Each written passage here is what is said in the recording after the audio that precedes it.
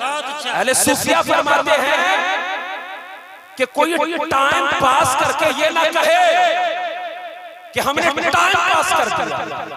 तुमने time pass नहीं किया, टाइम ने तुमको पास कर दिया। तुमने वक्त को बर्बाद नहीं किया, वक्त ने तुमको बर्बाद कर दिया। बुखारी की मुत्तफ़क़ अलैह हदीस है कि जब ये सूरज निकलता है, जब ये सूरज तुलू होता है, तो हर दिन ये सूरज कहता है मेरी कौम के लोगों कुछ कर लो, कुछ अचीव कर लो। एक दिन जो ये मैं निकला हूं फिर दोबारा नहीं निकलूंगा। जाहिर सी बात है ये सूरज कल तो आएगा, लेकिन 24 दिसंबर 2025 का नहीं, 24 का नहीं आएगा। सूरज तो रोजाना निकलेगा, लेकिन कभी भी वो पीछे से नहीं निकलेगा। जब भी जाएगा तो वो सूरज आगे जाएगा। ये सूरज रोजाना तुम्हें पुकार रहा है, रोजाना तुम्हें गर्दिश कर रहा है, रोजाना तुम्हें बता रहा है कि आज कुछ अचीव कर लो। आज जो मैं निकला हूँ दोबारा नहीं निकलने वाला हूँ। कुछ नया कर लो, कुछ अचीव कर लो। ये मौका आज अगर तेरे हाथ से चला गया तो दोबारा ये मौका नहीं मिलने वाला। आज अगर बर्थडे हो तो हम और आप क्या करते हैं? केक कटिंग करते हैं जी, कुछ लोग मोमबत्तियां जलाते हैं जी जी, अपना अपना कल्चर, नसीब अपना अपना, मकाम अपना अपना, किए जाओ मैं कारो काम अपना। कुछ लोग केक कटिंग करके खुशियां मनाते हैं, कुछ मिलाद, कुछ जलसा, कुछ कुरान खानी। लेकिन सुनिए, अल्लाह के एक वली हैं, जब उनकी तारीख पैदाइश आती थी, जब उनका बर्थडे आता था, तो अल्लाह के वली रोने लगे। मुरीदों ने कहा हुजूर ये तो डे ऑफ सेलिब्रेशन है, ये तो खुशी मनाने का दिन है कि आज आपकी उम्र 1 साल ज्यादा हो गई। ये तो मोमेंट ऑफ सेलिब्रेशन है, आप खुशी मनाएं, आप रो क्यों रहे हैं? जवाब सुनिए अल्लाह के उस वली का। फरमाया तुम क्यों खुशी मनाते हो? फरमाया वो इसलिए कि अगर मैं 20 साल का रहता हूँ तो मैं 21 का हो जाता हूँ, अगर मैं 21 का रहता हूँ तो 22 का हो जाता हूँ। आपने फरमाया तेरे तखय्युलात तुझको सलाम, लेकिन सुनो मैं रो इसलिए रहा हूँ, शायद तुम गलत पर हो, मैं रो इसलिए रहा हूँ कि अगर मेरी उम्र 60 साल की है तो मैं 61 का नहीं हो गया हूँ, मेरी उम्र 59 हो गई है। अगर 59 की है तो 58 हो गई है, अगर 58 है तो 57 हो गई है। फरमाया दुनिया का सबसे बड़ा झूठ ये है कि हम बड़े हो रहे हैं। अल्लाह की इज्जत की कसम हम कभी बड़े नहीं होते हैं, बल्कि हर दिन हम अपनी उम्र से एक दिन छोटे हो रहे हैं। कभी भी हम आगे नहीं जा रहे हैं, हम अपनी उम्र से हमेशा पीछे जा रहे हैं। शायर मशरिक डॉक्टर अल्लामा इकबाल ने कहा हम असीरे आरज़ू है दिल बहलने के लिए, रात दिन की गर्दिशें हैं उम्र ढलने के लिए, जिंदगी पिछला पहाड़ है कम नजर, ये अंधेरा हो रहा है दिन निकलने के लिए, ये अंधेरा हो रहा है दिन निकलने के लिए।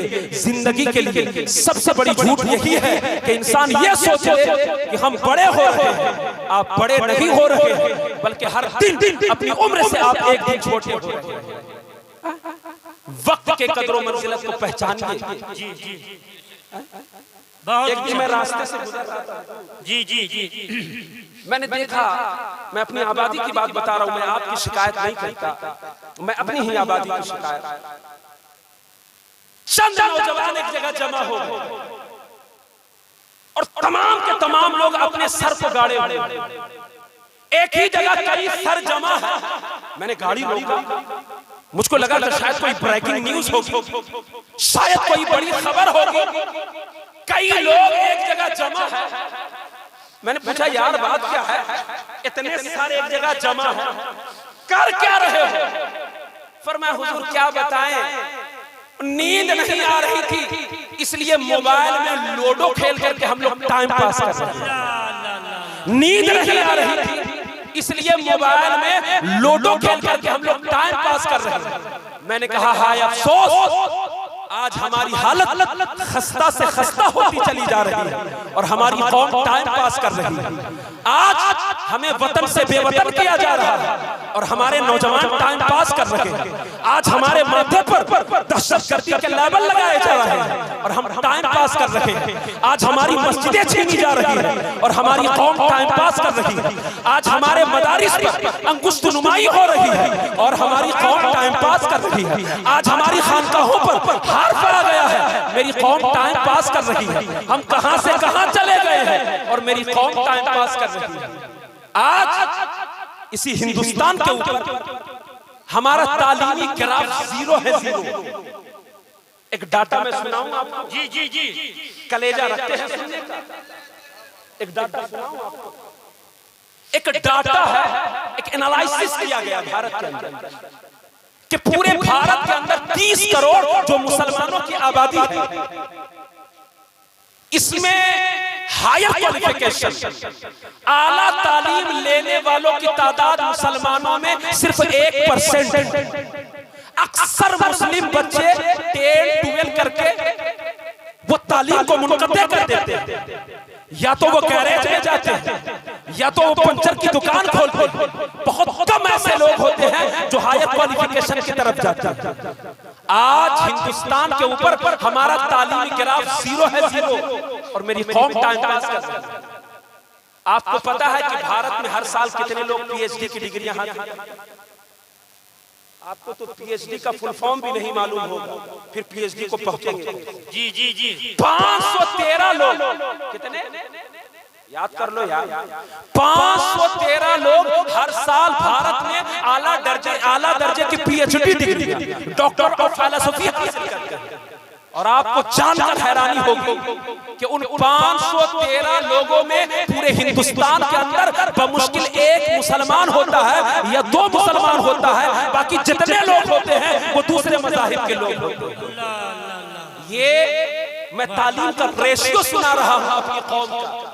ये हमारी कौम मोबाइल में टाइम पास कर रही है, और आज हमारी हालत ये हो गई है कि आज पूरे हिंदुस्तान में मुसलमानों में से पीएचडी की डिग्रियां हासिल करने वाला पूरे साल में 1 होता है, 2 होता है, उसके ज्यादा मुसलमानों में पीएचडी की डिग्रियां हासिल करने वाला नहीं। और सुनिए जी जी, बहुत मुश्किल से मैं छान कर लाया, आप ही ला ही सकते हैं। जज़ाकल्लाह। 2023 यूनेस्को डेवलपमेंट रिपोर्ट, सुनिएगा तब। यूनेस्को ह्यूमन डेवलपमेंट रिपोर्ट है 2003 के पूरे एक साल में एक यहूदी नागरिक 60 से ज्यादा किताबें पढ़ता है। कितनी? 60 से। एक यहूदी एक साल में 60 से ज्यादा किताबें पढ़ता है। उसी यूनेस्को का ह्यूमन डेवलपमेंट रिपोर्ट में लिखा है कि एक ईसाई एक साल में 35 से ज्यादा किताबें पढ़ता है। अब आगे सुनिए, उसी डेवलपमेंट रिपोर्ट में लिखा है a Muslim citizen reads less than 1 book a year, कि एक यहूदी एक साल में 60 किताब पढ़ता है, एक ईसाई एक साल में 35 किताबें पढ़ता है, और एक मुसलमान पूरे साल में ज्यादा से ज्यादा 1 किताब पढ़ता है या उससे भी कम पढ़ता है। आज हमारे उलमा बयान करते हैं कि हमने कुरान को छोड़ दिया। गलत है, हमने कुरान को नहीं छोड़ा, हमने कुरान की पहली आयत ही को छोड़ दिया। हमने कुरान को नहीं छोड़ा, हमने तो कुरान की पहली आयत ही को छोड़ दिया। अगर हमने पहली आयत को भी पढ़ा होता, समझा होता, तो आज हमारी हालत ये नहीं होती कि एक यहूदी 60 किताब पढ़ रहा है, एक ईसाई 35 किताब पढ़ रहा है, और ये मुसलमान है, मेरी कौम के नौजवान है, ये पूरा साल गुजर जाता है, एक किताब भी खत्म नहीं कर पाते। आज रात के जिस हिस्से में आप चले जाए मुस्लिम आबादी से गुजर जाए, एक हुजूम नजर आए। नौजवान हो, नई जनरेशन हो, रात के 10 बज रहे हो, 11 बज रहे हो, हर एक के हाथ में तुम्हें मोबाइल नजर आए। आपको पता है 2018 में जब भारत का सबसे बड़ा एग्जाम यूपीएससी का जब एग्जाम हुआ, सर्वोच्च एग्जाम हुआ, तो उनमें जो टॉप 10 में आने वाले जो बच्चे थे, जो बड़े बड़े आईएएस और आईपीएस ऑफिसर बने, जब उनको इंटरव्यू के अंदर पूछा गया कि आपने पूरे भारत के सबसे बड़े इम्तिहान में सर्वोच्च नंबर लाया, तो आखिर कैसे आपने तैयारी की? तो जो बड़े बड़े आईएएस और आईपीएस ऑफिसर थे, तमाम के इंटरव्यू में एक बात कॉमन नजर आई, सबों ने यही कहा कि हमने जरूरत से ज्यादा मोबाइल का इस्तेमाल नहीं किया, अपने आप को हमने सोशल मीडिया से दूर रखा। जब कोई मोबाइल का बेजा इस्तेमाल नहीं करता है, फिर वही हिंदुस्तान का आईएएस ऑफिसर बनता है, आईपीएस ऑफिसर बनता है। बहुत बढ़िया पैगाम है भाई, कौम कहां से कहां चली गई और हम मोबाइल में लूडो खेल रहे हैं। बहुत अच्छा। आपको नहीं लगता है कि हमारे इलाके में भी कोई IAS IPS ऑफिसर होना चाहिए? जरा है पूरे धनबाद में कोई IAS?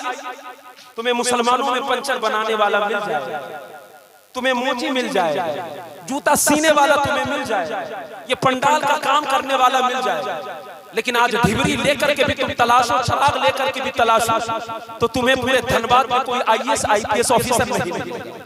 तुम्हें नहीं लगता है कि हमारे समाज में भी कोई MBBS डॉक्टर होना चाहिए?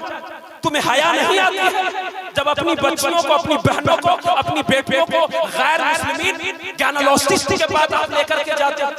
आपको नहीं लगता है कि कोई हमारा मुस्लिम डॉक्टर हो, हम अपनी बहनों का इलाज मुस्लिम डॉक्टर? नारे तकबीर, नारे रिसालत, हजरत हाफिज व कारी मौलाना आबिद रजा फैजी। ये कब हो? मोबाइल ये आखिरी कलमात बताकर मैं गुफ्तगू को समेटूंगा। बहुत अच्छा। मैं ये नहीं कह रहा हूं कि आप मोबाइल को यूज ना कीजिए, कैसे मना करूंगा? मैं खुद यूज करता हूं, ये खुद यूज करेंगे, सब यूज करते हैं।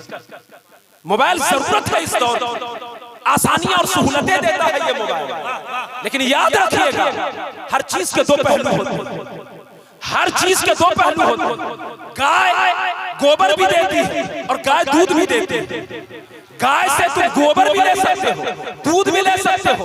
अब आपके ऊपर इन्हिसार है कि चाहो तो गाय से तुम गोबर ले लो और चाहो तो तुम दूध ले लो। इसी तरह मोबाइल का इस्तेमाल है, इसकी पॉजिटिविटी भी है, इसकी नेगेटिविटी है। चाहो तो तुम इसमें फिल्मी गोलेबार के गाने भी सुनकर अज़ाबे जहन्नम के मुस्तहिक हो सकते हो, और चाहो तो इसी मोबाइल से शब्बीर अहसन मनव्वरी की नात सुनकर जन्नत के मुस्तहिक हो सकते हो।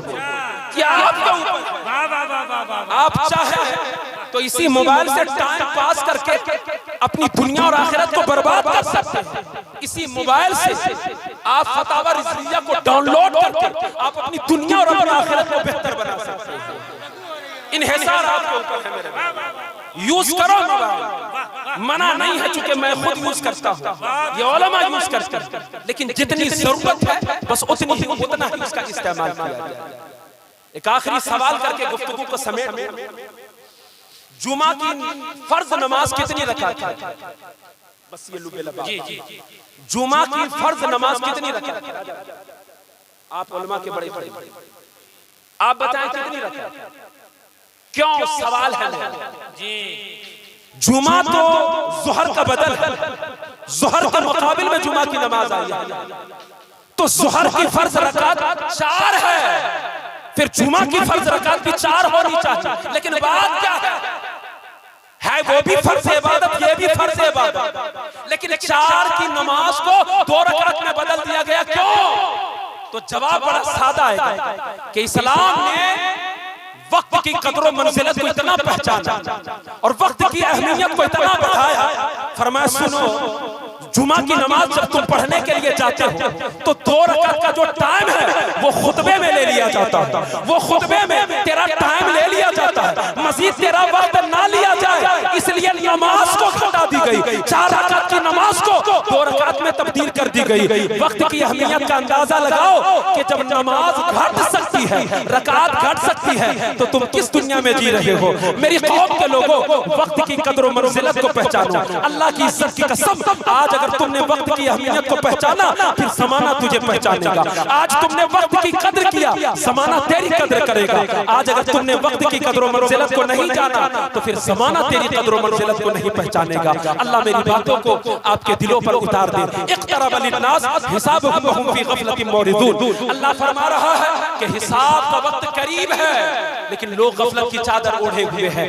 गफलत की चादर से बाहर आइए, ख्वाब गफलत से अपने आप को बाहर कीजिए, ख्वाब खरगोश से बाहर आइए, अल्लाह के करीब हो जाइए, मुस्तफा के करीब हो जाइए। अब जिसके दिल में आए वही पाए रोशनी, अब जिसके दिल में आए वही पाए रोशनी। हमने तो दिल जलाकर सरे राह रख दिया, हमने तो दिल जलाकर सरे राह रख दिया। अंदाज़े बयां गर्ज बहुत शौक नहीं है, शायद के उतर जाए तेरे दिल में मेरी बात, शायद के उतर जाए तेरे दिल में मेरी बात। अस्तग़फिरुल्लाह रब्बी मिन कुल्लि ज़ंबिन व अतूबु इलैह।